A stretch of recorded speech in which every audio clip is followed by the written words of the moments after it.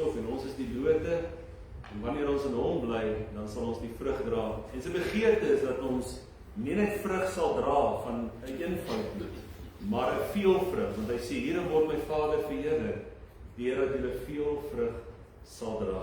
Ek wil vra dat jy vanaand die woord saam sal oopmaak, by Matteus hoofstuk 24, Matteus hoofstuk 24, en ons praat vanaand oor die groot verdrukking. Nou terwyl die woord oopgemaak word, wil ek net so graag 'n bietjie agtergrond gee.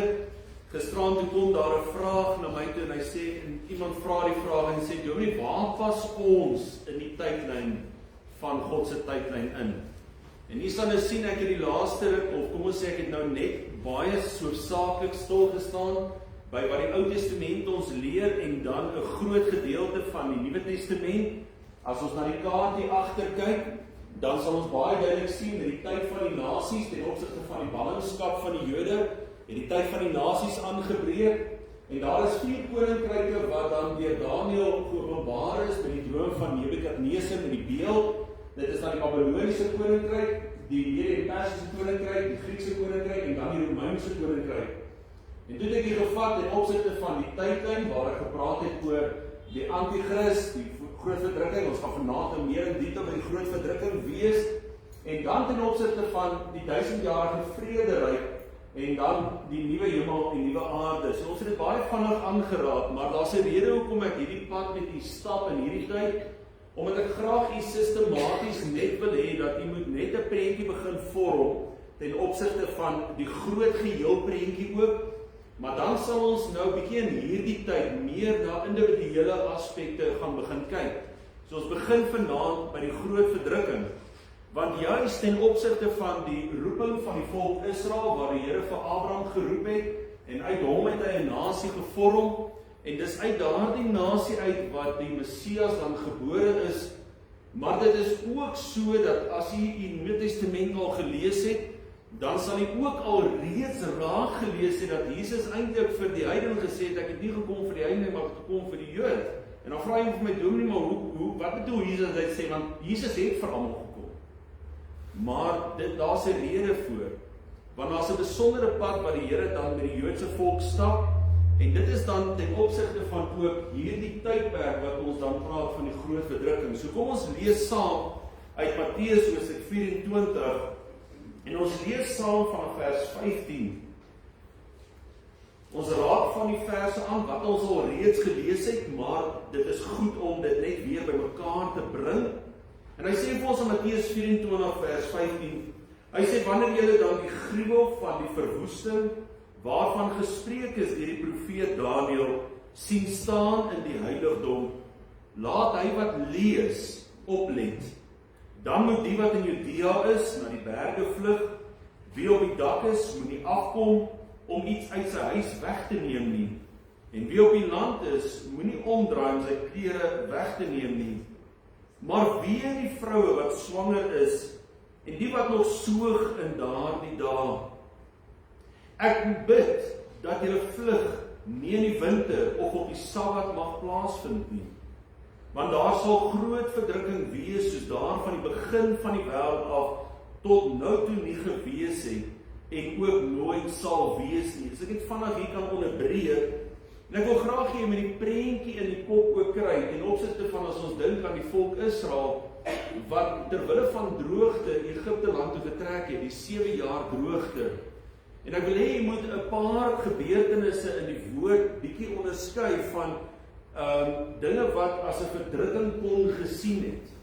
En dat selfs dit wat hier genoem word vir ons baie duidelik is, dat selfs daardie droogte wat die wêreld beleef het ten opsigte van die 7 jaar droogte wat gemaak het dat Israel gedwing was om Egipte toe te gaan met Josef wat vooruit gegaan het, dat dit nie eers so erg is soos wat hierdie verdrukking gaan wees nie. So ek wil hê jy moet daai persepsie ook ontwikkel ten opsigte van wat die woord ons leer. En dan sê hy hierdie woorde, hy sê in vers 22, en as daardie dae nie verkort was nie, sou geen vlees gered word nie, maar terwille van die uitverkorenes sal daardie dae verkort word. As iemand dan vir julle sê, kyk, hier is die Christus, of daar, moet dit glo nie. Want daar sal valse Christusse en valse profete opstaan, en hulle sal groot tekens en wonders doen, om as dit moontlik was, ook die uitverkorenes te mislei. Kyk, ek het dit vir julle vooruit gesê. As hulle dan vir julle sê, kyk, hy is in die woestyn, moenie uitgaan nie. Kyk, hy is in die binnekamer, moet dit nie glo nie.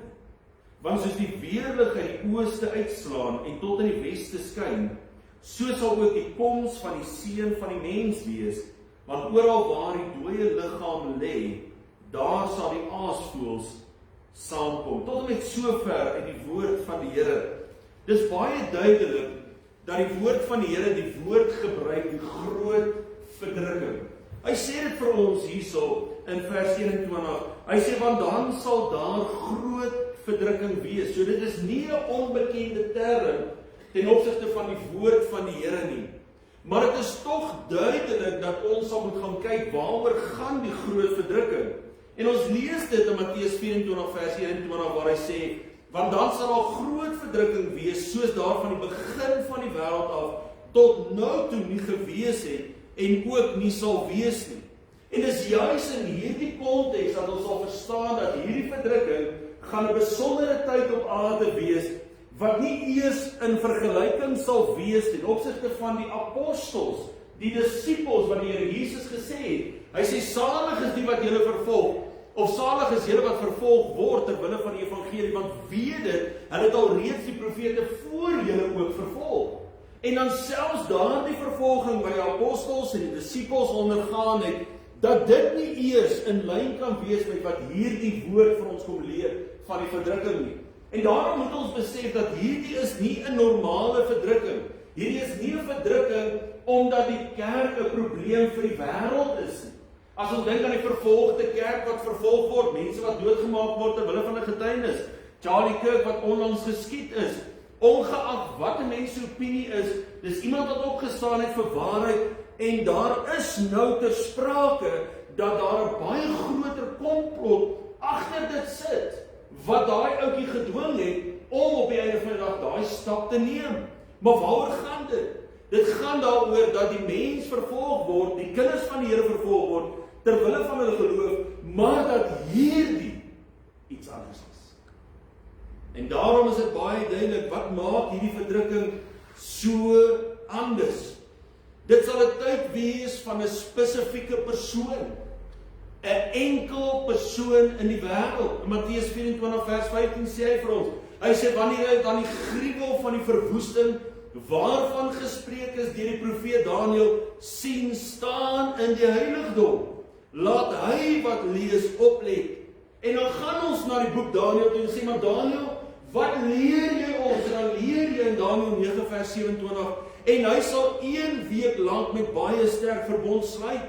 En dit beteken hy, die een wat Jesus aanroep, wat Jesus noem om te sê, Daniël het vir hom gepraat, hy sal 1 week lank met baie sterk verbond sluit. En gedurende die helfte van die week sal hy slagoffer en spysoffer laat ophou. En op die vleuel van gruwel sal daar 'n verwoester wees. Luister wat sê Matteus 24 vers 15. Wanneer julle dan die gruwel van die verwoesting, kan julle sien hoe kom dit by mekaar uit. En dan sê hy hier sal 'n verwoester wees tot aan die einde. En wat vasbesluit is sal oor wat woes is uitgestort word. In 2 Tessalonisense 2 vers 3 en 4 lees ons, en dis juis dat jy dit in konteks moet verstaan, dat môre aand as die Here se wil is, praat ek oor die wegraping, en dan gaan jy verstaan waar pas die kerk in hierdie situasie in. Want jy het nou gesien, ek het gisterand al, het ek hierdie gedeelte so bietjie geskiep. En dit beteken ek het daarna verwys, en ek het oorgaan en ek het daarna verwys. En dan môre aand gaan ek dan spesifiek praat oor hierdie gedeelte, en ons gebruik die woord wegraping, so moet net vanaand skepties word oor die woord, en soos wat baie ander mense sê, die woord staan hier in die Bybel. Ek gaan môre aand julle leer, om dit reg te verstaan. En daarom sien ons baie duidelik, dat wanneer ons dink aan 1 Tessalonisense 5, dan sien ons in konteks van 1 Tessalonisense 5, wat oorgaan na 2 Tessalonisense, wat het in Thessalonika gebeur? Die mense het angstig geword rondom die wederkoms van die Here Jesus. En toe kom Paulus en hy sê, maar moenie mismoedig word nie. Moenie bang wees, jy het agtergebly en die Here het sy kinders kom haal en jy wat getuig dat jy 'n kind is, het agtergebly nie. En dan kom Paulus en dan kom leer hy vir ons in 2 Tessalonisense 2, kom leer hy vir ons besondere waarhede wat jy moet raak sien. En dan sê hy die woorde, hy sê laat niemand julle op enige manier mislei nie. Want eers moet die afval kom en die mens van sonde geopenbaar word. Wie is die mens van sonde? Dis die verwoester van Daniël 9.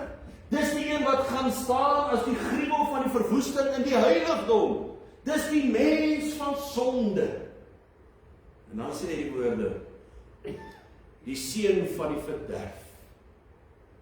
Die teestander wat hom verhef bo al wat God genoem word. Of voorwerp van aanbidding is. Sodat hy in die tempel van God as God sal sit en voorgee dat hy God is.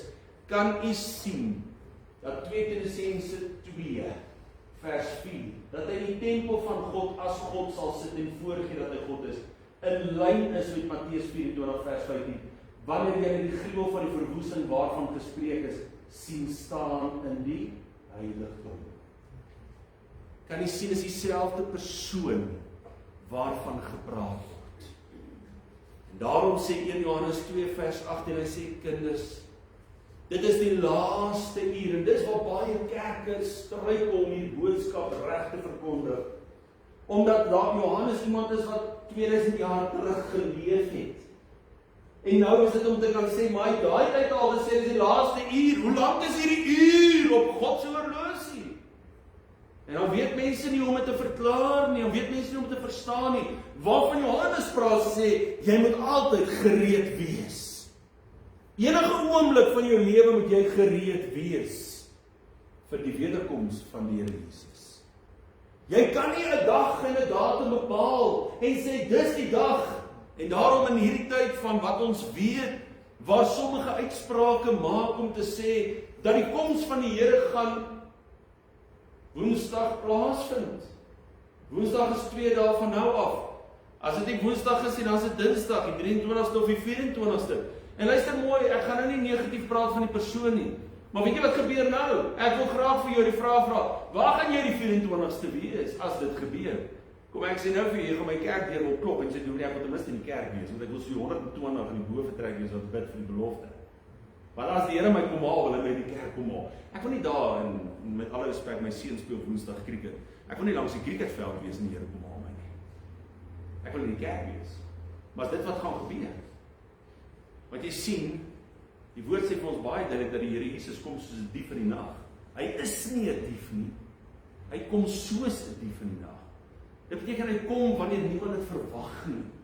Selfs ek en jy weet nie wanneer die tyd gaan aanbreek nie, maar wat ons wel weet, ons moet gereed wees. En daarom sê hy die woord, hy sê kinders, dis die laaste uur.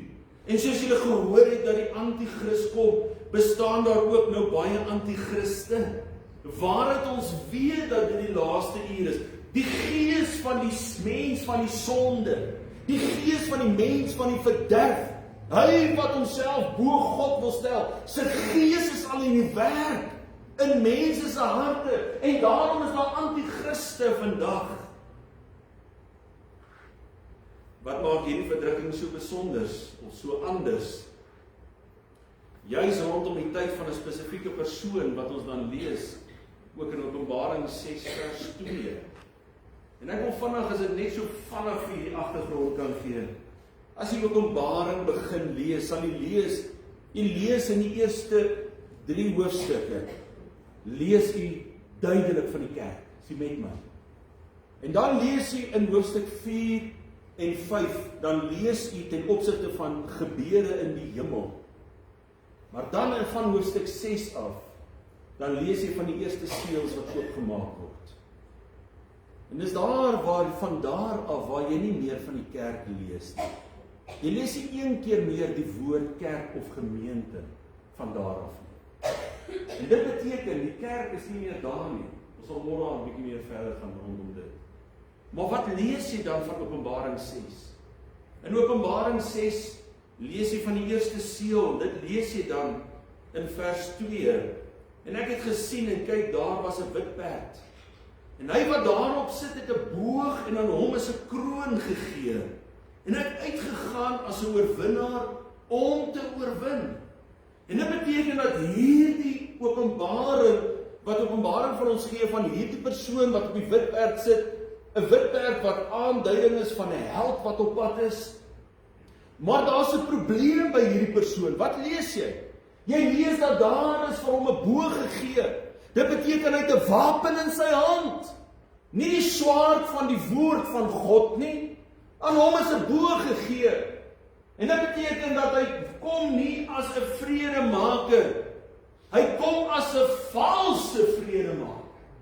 Want hy kom om as iemand te dien wat met geweld oorwinning wil bereik. En daarom is 'n boog aan hom gegee. En hy het 'n kroon want hy gaan heerskappy beoefen in die wêreld.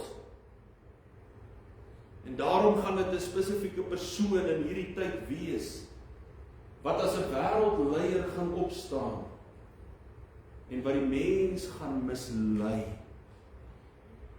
Is dit nie wat Matteus 24 vir ons leer nie? Hy gaan selfs in die heiligdom staan en maak asof hy God is. En ek wil vanaand vir u sê,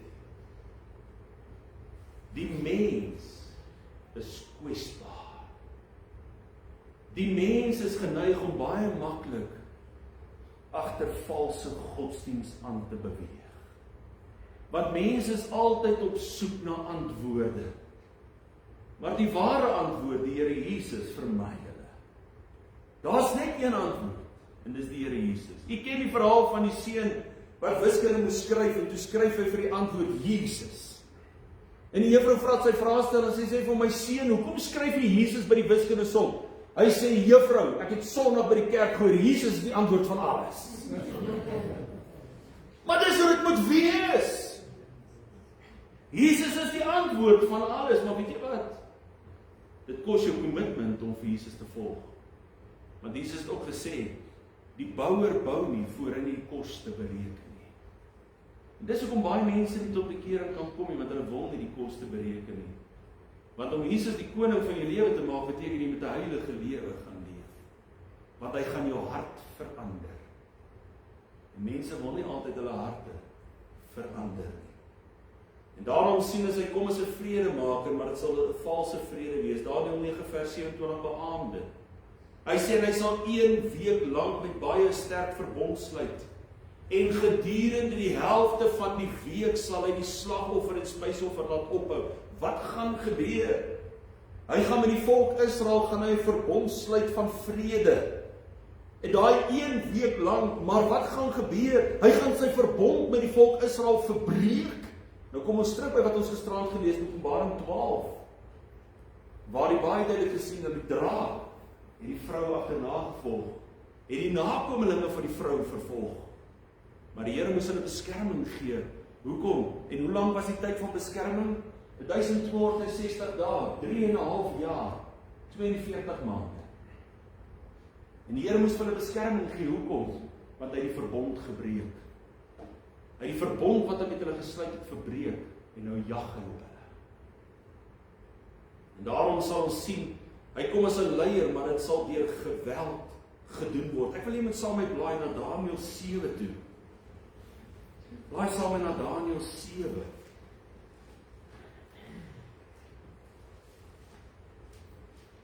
In Daniël 7 vanaf vers 23 tot en met vers 25.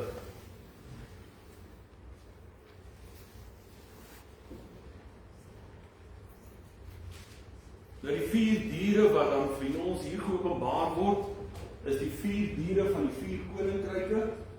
En daarom sal jy sien op die kalender of die plakkaat wat hier agter lê, is dit dan die 4 diere se beskrywing.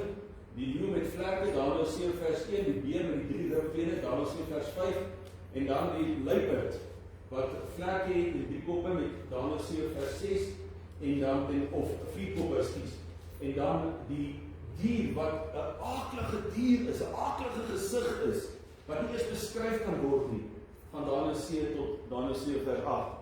Maar nou lees ons ten opsigte van die 4de dier.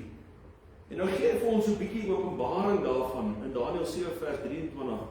Hy sê, so het hy gesê, die 4de dier, die 4de koninkryk sal op die aarde wees, wat verskil van al die koninkryke, en die hele aarde sal verslind, en dit sal vertrap, en dit verbrysel. Kyk mooi wat gaan hy hier doen. Hy sê in die 10 horings, uit daardie koninkryk sal 10 konings opstaan, en 'n ander een sal na hulle opstaan, en hy, kyk mooi in die woord, sy sien op hy, is daar 'n beklemtoning, sien jy daai beklemtoning tekentjie? Dit beteken dit verwys na die spesifieke persoon, en hy sal verskillend wees van die voriges, en 3 konings neerwerp, hy gaan geweld toepas. En hy sal woorde spreek, teen die Allerhoogste en die heiliges van die Allerhoogste mishandel, die volk Israel, die volk van God. Hy sal hulle mishandel. En hy sal probeer om tye en wette verander. Hoekom? Hy het die offers afgestel. En dit beteken die wette van Israel is nie meer vol van belang nie. Die vredesooreenkoms wat aangaan het hy verbreek. En hulle sal in sy hand oorgegee word gedurende 'n tyd. Kyk nou mooi weer wat sê daar, is 'n tyd en 'n tye en die helfte van 'n tyd. Hoe lank is dit? 3,5 jaar. 1260 dae. En daarom sien ons baie duidelik dat hierdie dier of hierdie leier deur geweld gaan funksioneer. Openbaring 13 vers 1 en 2. En ek het 'n dier uit die see sien opkom met 7 koppe en 10 horings. En op sy horings 10 krone en op sy koppe 'n naam van godslastering. En die dier wat ek gesien het, was soos 'n luiperd. En sy pote soos die van 'n beer en sy bek soos die bek van 'n leeu. Ek weet vinnig, jy moet vinnig dit snap. Dis 'n kombinasie van daai eerste 3 diere, die eerste 3 koninkryke wat gekombineer is, wat die 4de koninkryk is. Dis dieselfde gees, die gees van Satan, wat in die tyd van die nasies die koninkryke deurbeweeg het, van Babyloniese koninkryk af, die Mede-Persiese koninkryk, die Griekse koninkryk, die laaste koninkryk, die Romeinse koninkryk. Selfde gees, en dis 'n kombinasie wat dan daar is. En dan sê hy die woorde, hy sê die draak het hom sy krag gegee, en sy troon en groot mag. Daarom sien ons baie duidelik dat hierdie leier gaan deur geweld beweeg. Dit sal 'n spesifieke tydsduur wees. Dis wat hierdie verdrukking so besonder maak. In Matteus 24 vers 22 sê die woord, hy sê, en as daardie dae nie verkort was, sou geen vlees gered word nie. Maar ter wille van die uitverkorenes sal daardie dae verkort word. En u gaan vanaand dalk vir my sê, nou nie, maar verduidelik gou vir my, wat is die verskil tussen vandag se verdrukking en wat gaan die verskil wees met daai verdrukking? Vandag se verdrukking is die Satan wat op die kerk toegespits is. Die Satan wat die kerk wil vernietig. En dis die verdrukking waarvan Paulus praat en sê, ek ly verdrukking ter wille van die evangelie. Sien met my vanaand? Maar wanneer ons praat van hierdie verdrukking, is hierdie verdrukking nie namens Satan nie, dis God se toorn wat hier teenwoordig gaan wees. En dis hoekom God se toorn gaan mense vernietig, of ons wil erken of nie. Want as daardie dae vir nie verkort was, sou niemand bly leef het nie. En daarom lees ons in Daniël 9 vers 24, waar hy sê, 70 sewe-talle is oor jou volk en jou heilige stad bepaal, om die goddeloosheid te volëindig, en om die maat van die sondes vol te maak, en om die ongeregtigheid te versoen, en om ewige geregtigheid aan te bring, en om gesig en profeet te beseël, en om wat hoogheilig is, te salf. In Daniël 9 vers 27 lees ons, en hy sê, hy sal 1 week lang met baie sterk verbond sluit. Nou Openbaring 6 tot en met Openbaring 18 gaan oor die tydperk van 7 jaar, en ek gaan nou vir u dit wys. Want Openbaring 12 het ons gisterand gesien, is die skeiding tussen die eerste helfte van die groot verdrukking en die tweede helfte van die groot verdrukking. Dis in die middel van hierdie verdrukking waar die verbond gebreek gaan word, waar die Satan uit die hemel gewerk gaan word neer op die aarde, om nie net uit sy woonplek klaar verloor, maar om nou sy toegang ook te verloor. En dan sê die woord, dat die aanklaer van die broers is neergewerp. Hy kan nie meer aankla nie. En dan sê hy die woorde, in Openbaring 12 vers 13 en 14, en toe die draak sien dat hy neergewerp is op die aarde, het hy die vrou vervolg wat die seentjie gebaar het. Wie is dit? Dis die volk Israel.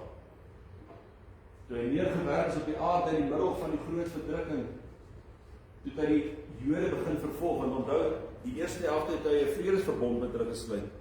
En daai vredesverbond, en daar is nog baie meer detail rondom dit, maar dit gaan oor die herbou van die tempel, die afwagting wat die Jode vandag het om 'n derde tempel te bou, die offers wat weer in plek moet kom, en dat daardie verbond gaan dan die Jode die toestemming gee om daai goed in plek te kry. Maar wat gaan in die middel van die groot verdrukking doen? Hoekom? Wat Satan wil nie hê God moet aanbid word nie. Hy wil aanbid word. Hy wil God wees.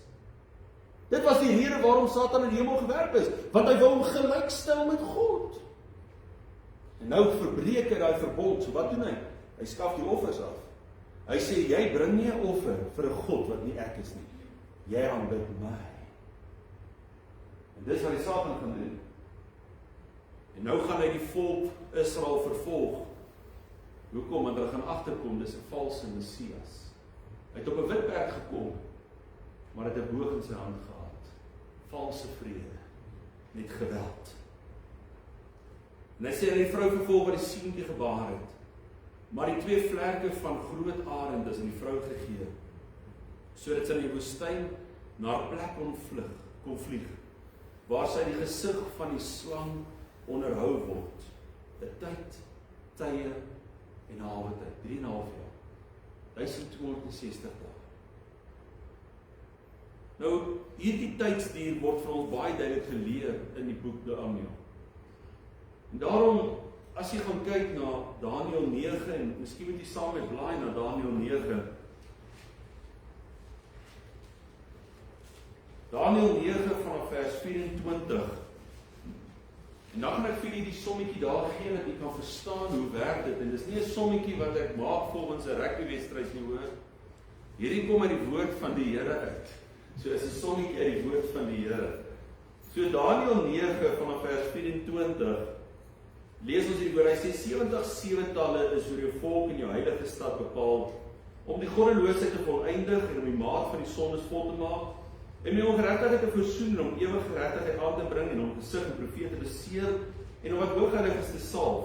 Nou moet jy weet en verstaan, van die uitgang van die woord af om Jerusalem te herstel, en op te bou, tot op 'n gesalfde, 'n vors, is 7 seventalle en 62 seventalle lang, sal dit herstel en opgebou word in pleine en slote, maar in tye van benoudheid. En dit beteken dat dit het gegaan oor die herstel van Jerusalem. Nou, wanneer het dit gebeur? Nou, wanneer ons kyk na die 70 weke, dan praat ons van 7 maal 7 is dan 490 jare. Nou, hoekom noem ons dit dan jare? Nou, Nehemia het in die jaar 445 tot 444 in daai tyd, het hy deur koning Artasasta die toestemming gekry om Jerusalem te herbou. Nou, as jy gaan kyk na die 49 jaar, dan is dit 7 seventalle. En dit beteken dat met die 7 seventalle is dit dan 49 jaar, wat dan deel was van die herbou van Jerusalem. Daarna was dit 62 seventalle. Maar nou is dit baie duidelik dat die einde van daai 62 seventalle, so in totaal was dit dan aan die einde van 69 seventalle, is die einde van 'n gesalfde, 'n vors. Nou wie is dit? Is niemand anders as die Here Jesus nie. En dit beteken dat as jy na die sommetjie gaan kyk, nou omdat die Joodse kalender werk op 360 dae, dan sal jy daarso sien dat van die tyd waar die uitgang van die woord in Nehemia se tyd gegee was vir die herstel, die opbou van Jerusalem, 445 voor Christus tot en met 30 na Christus, dan is dit 476 jaar maal ons tyd is 365.25. Maar in daai tyd, as jy gaan kyk na 49, of kom ons sê, in 69 7-tal, en jy vat 69 maal 7, dan kom jy op 'n getal van 483 jaar uit. Nou 483 maal 360, want die Jode het gewerk op 360 dae, 30 dae 'n maand. Nie soos ons wat 'n 28 is en dan 'n 31 en 'n 30 is nie. Het hulle op 360 dae, of kom ons sê 360 dae 'n jaar gewerk, en die getal is 173.880 dae. Nou wanneer jy daai getal vat, en jy deel dit dan deur 365.25, dan kom jy dan eintlik op 476 jaar. As jy minus 30 jaar, 30 na Christus, dis die bediening wat Jesus op aarde gehad het, voordat hy gekruisig is, min of meer, dan werk dit uit op 445. En dis in hierdie tyd, waarin Nehemia en Daniël dan op 445, waar die woord uitgegaan het vir die herstel van Jerusalem, tot en met die kruisiging van die Here Jesus. En dit is waarvan hy praat. En daarom, ek en jy kan nie teen dit stry nie. Die woord leer dit vir ons, want hy sê, en na die 62 7-tale sal 'n gesalfde uitgeroei word, maar sonder iets vir hom. En dit beteken dat as jy na die kalender toe gaan van wêreldgeskiedenis, het die woord uitgegaan op 445 tot en met 30 na Christus, en dit is dan waar Christus dan gekruisig is. Onthou, daar's baie spekulasie van Christus is eintlik nie op 0 Christus gebore nie. Hy's 2 of 3 jaar voor Christus gebore. Daar's baie spekulasie op hierdie goed. Maar nou is dit baie duidelik dat volgens hierdie beraming en volgens die ouens wat hierdie ding baie fyn uitgewerk het, dan is daar nog 21 dae verskil tussen 173.859 dae en 173.880 dae. En dat daai 21 dae se verskil was die voorbereiding om na Jerusalem toe te gaan, ten opsigte van die kruisiging. Nou, hoekom gee ek nou hierdie sommetjie vanaand vir jou? Sodat jy kan sien dat die 70ste week het dieselfde termyn as wat al hierdie weke het, en dit is 'n termyn van 7 jaar. Die 70ste week is 'n termyn van 7 jaar. En dis die rede waarom ons praat van die 7 jaar groot verdrukking. En nou gaan jy verstaan, hoe pas dit in? Dan gaan jy verstaan, tye en 'n halwe tyd. Dan gaan jy verstaan, 1260 dae, dit wat Openbaring jou leer, want dit stem 100% ooreen rondom die 70ste week. Maar daar's nou 'n krisis. Wat is die krisis? Ons hanteer hom môre aan, maar kom ek gee jou vinnig inligting. Die krisis is hierdie gehad. Na die 69ste week, versloot op daarso, na die 69ste week, is die 70ste week, maar daar was 'n gaping gewees. 'n gap. Want die 70ste week was nie direk na die 69ste week nie. Hoekom weet ons dit? Want dit gaan oor die vredesverbond. Die persoon, die mens van sonde, dit wat Paulus ons leer, want as die 70ste week direk na die kruisiging van die Here Jesus was dit nie vir Paulus nodig gewees om ons enigiets te geleer het van die mens van sonde, die mens van die verderf? Was dit nie nodig vir Johannes om vir ons te gepraat het van die antichrist nie? Is hy met my vanaand? En daarom sien ons baie duidelik dat daar 'n gaping tussen die twee is. En daarom gaan ek môre aand met u praat rondom die term, die wegraping, sodat jy kan verstaan, as die wegraping nie plaasvind nie, kan die 70ste week nie geskied nie. So eenvoudig soos dit. En ek gaan môre aand met u praat. En daarom sien ons dat hierdie verdrukking anders is, want dit is 'n spesifieke tydsduur gewees. En dit sal God se oordeel oor die aarde wees voordat sy koms daar is, voordat hy verskyn. Openbaring 14 vers 6 en 7 leer dit vir ons. Hy sê, ek het 'n ander engel in die middel van die lug sien vlieg, met 'n ewige evangelie om te verkondig aan die bewoners van die aarde en aan al die nasies en stamme en tale en volke. En hy het met 'n groot stem gesê: "Vrees God, gee hom heerlikheid, want die uur van sy oordeel het gekom. En aanbid hom wat die hemel en die aarde en die see en die waterfonteine gemaak." Psalm 2 vers 2 en 3, ek het gisteraand gesê, gaan lees Psalm 2. Die konings van die aarde staan gereed, en die vorste hou saam raad teen die Here en teen sy gesalfde en sê: "Laat ons hulle bande stukkend druk en hulle toue van ons afwerp." En dit is die gees van die anti-kris wat al reeds teenwoordig is, want daar sal reeds mense wat dit uitskree en sê: "Ek stel nie belang in God nie." Maar die Here is nog genadig.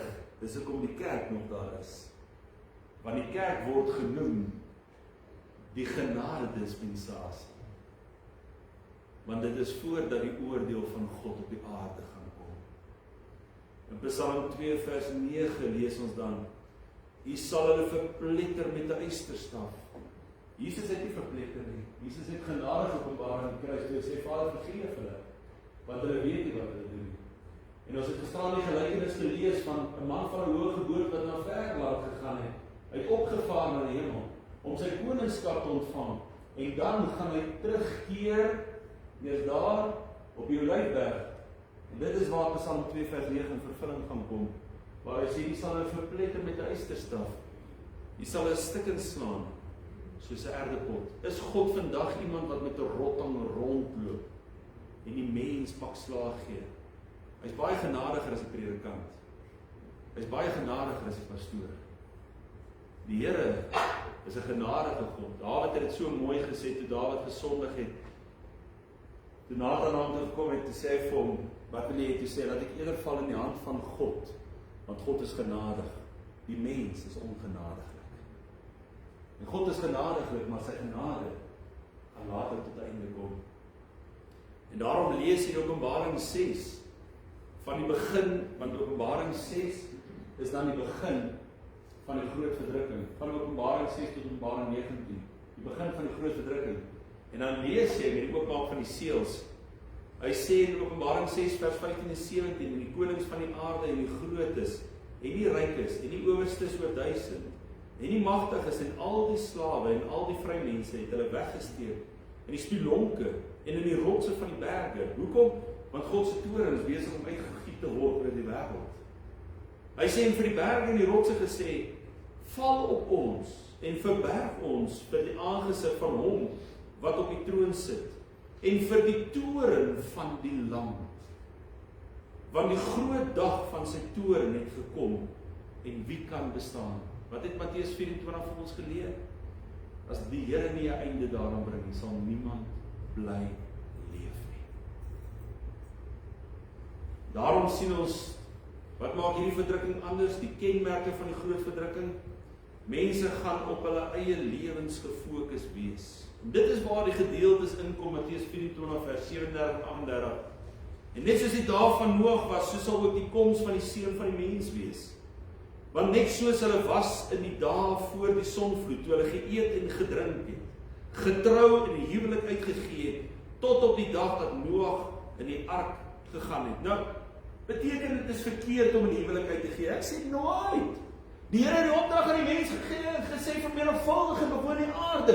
Dis 'n opdrag wat ons as mens moet nakom. Dis die eerste opdrag wat die Here aan die mens gegee het. Maar waarvan praat hy?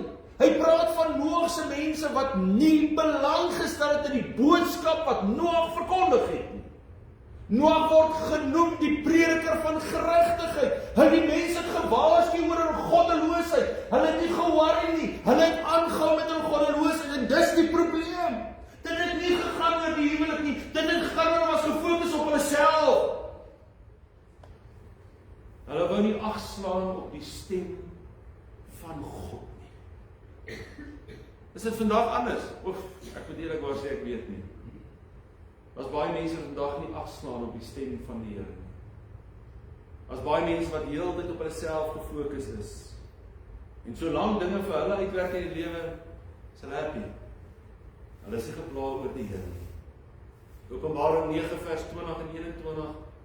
En die oorige mense wat deur hierdie pla nie gedood is nie, het hulle nie bekeer van die werke van hulle hande, om die duiwels te aanbid, of die afgode van goud en silwer en koper en klip en hout, wat nie kan sien of hoor of loop nie. En hulle nie bekeer van hulle moorde en hulle towery, en hulle hoerery en hulle diefstal. Die mens het aangegaan in die sondigheid van homself. En daarom, soos in die dae van Noag, hoe hulle goddeloos geleef het. Hulle het nie ge-worry oor wat die boodskap van die Here is nie. Hulle was net gefokus op hulle self. Ek wil vanaand wil ek 'n oproep na u toe maak.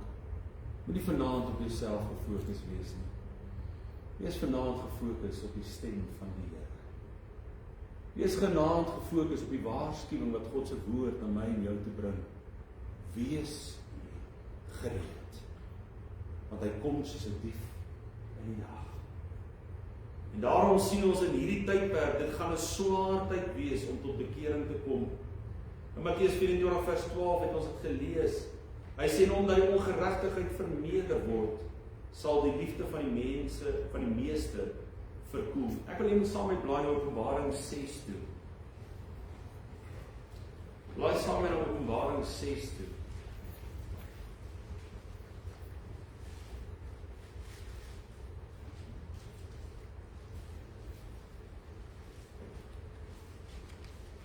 Openbaring 6 van vers 12 tot met vers 17. Nou kom ek so baie die woord uit lees. Die woord moet met jou praat, nie dominee nie. Ek moet die woord vir jou bring. Openbaring 6 vers 12 sê die woord, hy sê, ek het gesien toe hy die 6de seël oopgemaak het en kyk, daar is 'n groot aardbewing en die son het swart geword soos jarige sak en die maan het geword soos bloed. En die sterre van die hemel het op die aarde geval soos 'n vyeboom wat deur 'n groot wind geskit word, sy naamvye laat afval. Ek wil net sê, ek wil nie dink dat jy daar loop en die goed val oor jou kop nie. Ek het al mense gehoor wat halfmorrels beleef het. Dan sit hy 'n emmer op sy kop, want hy moet gou hardloop na sy kar, en dat daai halfmorrels daai emmer op sy kop stikkend slaan. Nou wil ek nie weet hoe gaan jy voel en lyk na die tyd as jy al jou slaan. Maar hoor wat gebeur hierso. Hy sê die hemel het weggewyk soos 'n boek wat toegerol word, vers 14. En al die berge en eilande is hulle plek versit. En die konings van die aarde, die grootes en rykes en oorstes, duisend magtes en slawe en alle vry mense het hulle weggesteek, die spilonke en die rotse van die berge. En vir die berge en rotse gesê, val op ons, verberg ons vir die aangesig van hom wat op die troon sit en vir die toren van die lam. Want die groot dag van sy toren het gekom. En wie kan bestaan? Dit gaan 'n moeilike tyd wees om tot bekering te kom. Dit gaan 'n tyd wees waar mense eerder met haat teen God gaan rondloop. Wat het ek gedoen om dit te verdien? Hoekom word ek so gestraf? Dis vandag al teenwoordig. As dinge vandag nie mense se lewens uitwerk, dan wys hulle vinger na God toe. Want ons godsdienst leer ons om die Here te aanbid en dit moet goed gaan met my. Maar wanneer dit sleg gaan met my, dan is die Here nie met my nie. Hallo? Dis hoe die mens vandag is. Hier gaan dit nog moeiliker wees. Ek sluit af in die laaste een. Die merk van die dier gaan afgeforceer word. Blaai saam in Openbaring 13 toe.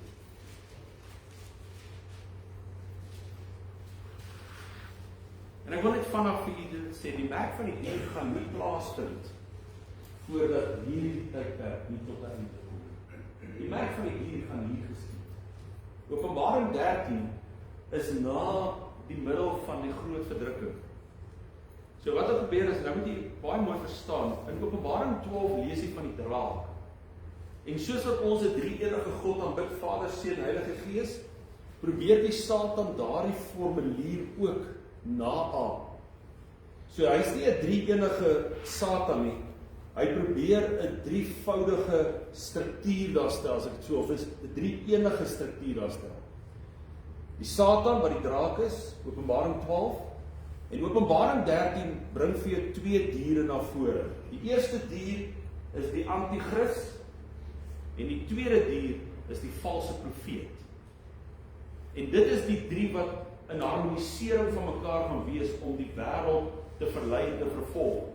En dit is dan hoekom jy in die laaste gedeelte van die groot verdrukking 3,5 jaar die erge dinge, die optrede van hierdie gaan beleef. En nou lees jy in Openbaring 13 vers 11 tot en met vers 18. En hierdie gaan oor die valse profeet. Openbaring 13 vers 1 praat van die anti-kris en ek het hier die see sien opkom en die 7 kop en die 10 horings. Ons het dit vergelyk met Daniël, wat ons weet die persoon sal voordat met die praat rondom die anti-kris. Maar nou praat ons van die valse profeet. Hy sê in die aarde het ek 'n ander dier sien opkom en hy 2 horings gehad, net soos die lam en gepraat soos 'n draak. Hy kom godsdienstig voor. Pragtige godsdiens. Maar as hy praat, is dit misleidende godsdiens. Maar ongelukkig is daar mense wat val voor. En hy oefen al die mag van die eerste dier uit voor sy oë.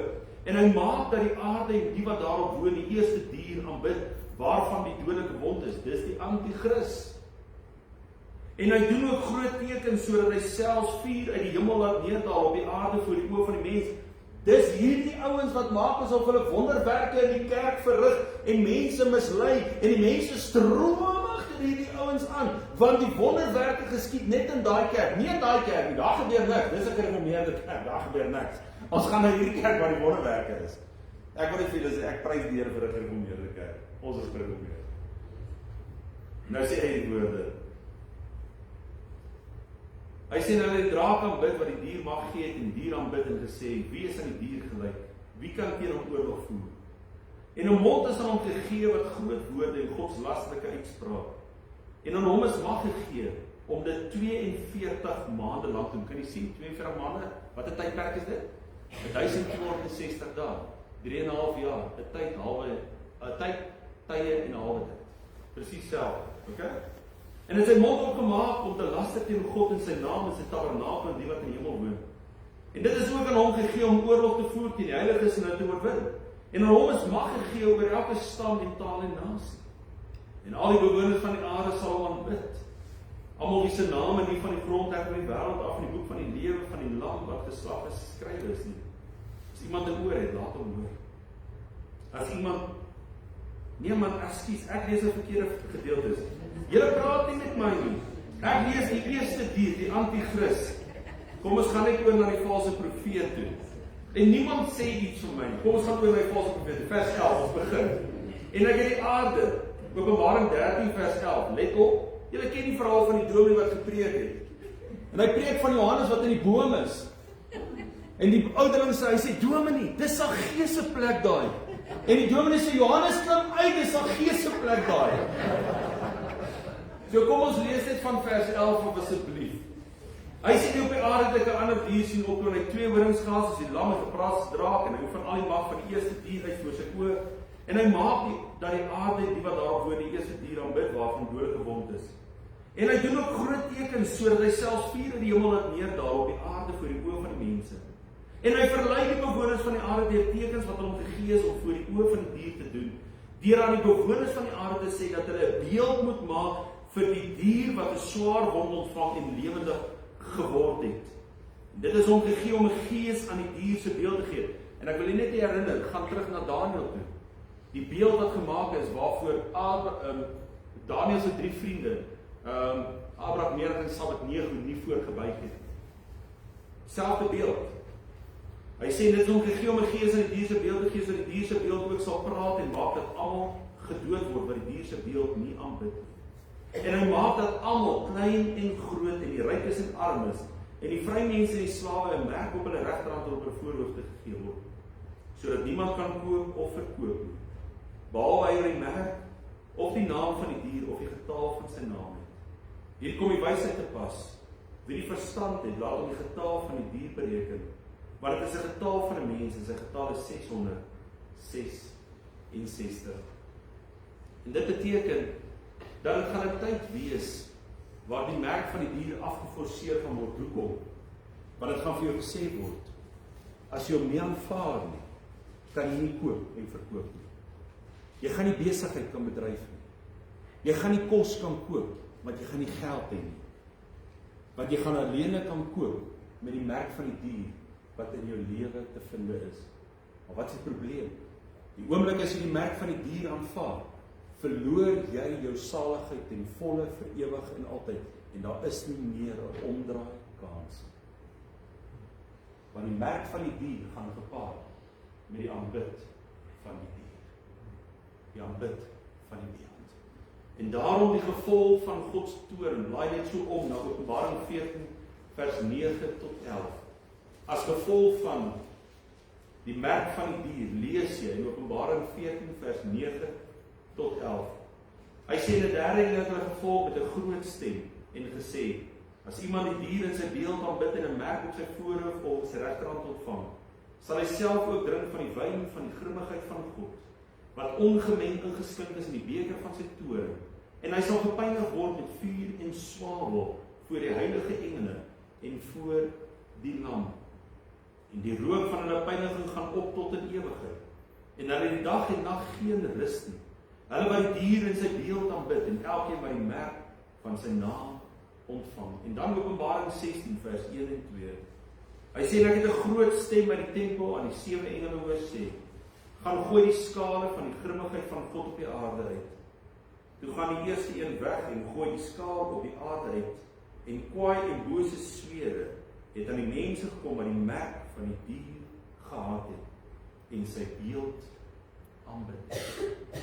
Iets wat afgeforceer was op die mens, maar daar's 'n gevolg wat daarmee gepaard gaan. En ek wil vanaand gaan ek opinie gee, asseblief moet my nie steenig daaroor nie. Maar toe ons in die tydperk van COVID was, het hulle die inenting afgeforceer op mense. Ek gaan nie met 'n redenasie ingaan of dit reg of verkeerd was nie. Die inenting is nie die merk van die dier gewees nie, definitief nie. Maar ek wil vir jou wys, ek wil net vir jou illustreer hoe vinnig het die wêreld in 'n lockdown ingegaan. En hoe vinnig het hulle mense gemanipuleer dat as jy nie die inspuiting vat of die inenting vat nie, kan jy jou werk verloor. En mense het dit gevat ter wille van die behoud van hulle werk ook. Hulle was nie eens siek nie. Dit is wat gaan gebeur in die groot verdrukking. Maar luister mooi. In ons tyd kon jy nog 'n mediese sertifikaat gaan wys en sê ek is COVID-vry as jy nie die inspuiting of die inenting wou gehad het. Is ek reg? Jy gaan nie in die groot verdrukking daai sertifikaat kan wys nie. Ek gaan vir jou sê take it or die. Want as jy die beeld nie gaan aanbid nie, omdat jy die merk nie gaan aanvaar nie, gaan jy gedood word vir jou getuienis. Openbaring leer dit. En dit is die groot verdrukking.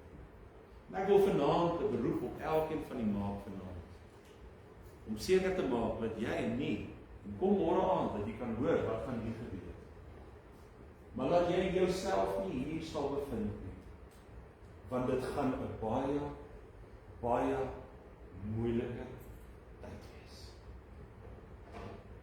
Daarom moet jy vanaand seker maak of jy waarlik 'n kind van die Here is. Die Here gaan sy kinders kom haal. Nie hulle wat dink hulle is kinders van die Here nie. Nie hulle wat hoop hulle is kinders van die Here nie. Die wat waarlik wedergebore is. As iemand nie wedergebore is nie, kan die koninkryk van God nie ingaan. Johannes 3 vers 1. Is jy vanaand weergebore? Het jy die getuienis daarvan? Maak seker. Kom ons bid saam. Here Jesus, baie dankie dat ons vanaand na hierdie gedeelte kon kyk van wat die woord ons kom leer rondom 'n spesifieke tydperk op aarde. 'n Tydperk, Here, wat enorm groot gaan wees vir die wêreld, vir die mensdom. Here, 'n tyd wat U self vasgemaak het om tot 'n einde te kom, anders sou niemand dit bly leef het nie, of oorleef. En dan kom ons vanaand in vrees na U toe, Here. En ons bely, ons wil nie in daai tydperk onsself bevind nie. Mag U dan vanaand vir ons die genade gee sodat ons vanaand die sekerheid in ons hart het, dat ons deel is van die kerk, en dat ons kan verstaan, hoekom dit so belangrik is, om die getuienis te kan hê, dat ek weergebore is, dat ek deel van die liggaam van Christus is, die kerk van Christus, die bruid van Christus, sodat ons deur U gespaar kan word, om U genade vir ewig te beleef, en nie U toorn as gevolg van die ongeregtigheid van die mensdom nie. En ons eer U daarvoor in Jesus naam. Amen.